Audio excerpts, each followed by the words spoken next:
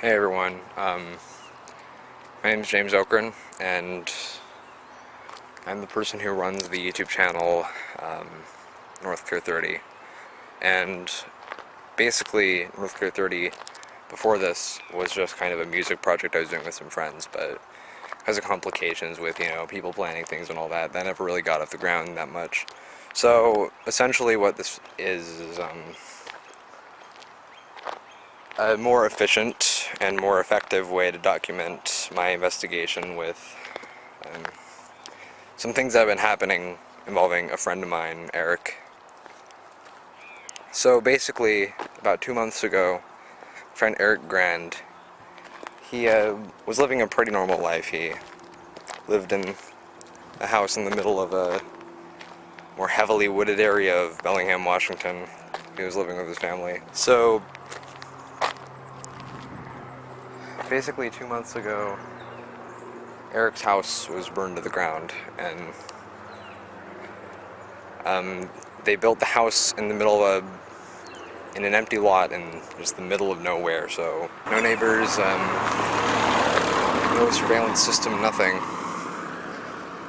So the only testimony or any kind of statement they really had when the authorities showed up was what Eric saw.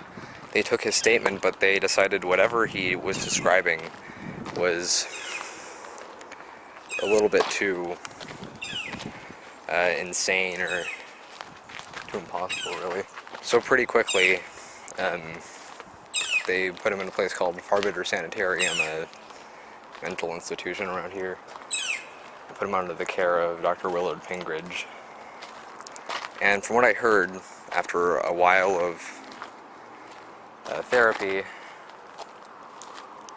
he was fully recovered. His therapy went very well, but he refuses to tell anybody what he actually saw there, and I can understand that if he's just doing that, like if he's innocent, and if he is just doing that out of a fear of relapsing or anything like that, I can get that, but I have a bit of a suspicion that he was the one who burned down his house.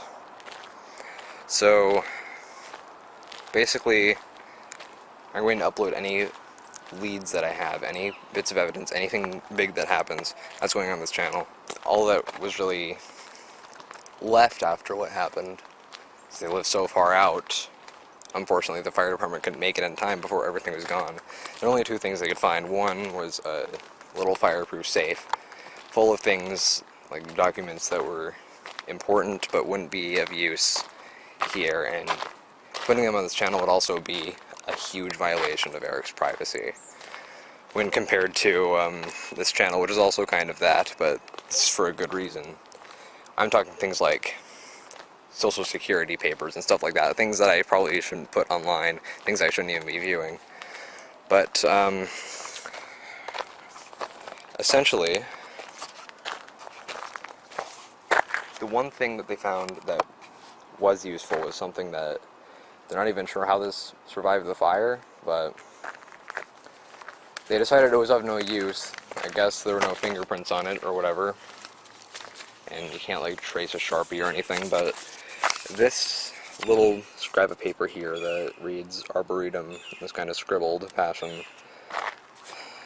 So I'm not sure what the importance of the X is. I'm not sure what an Arbexaretum is, but anyway, jokes aside, I think that pretty obviously means Arboretum. I'm here at the Seahome Arboretum right now.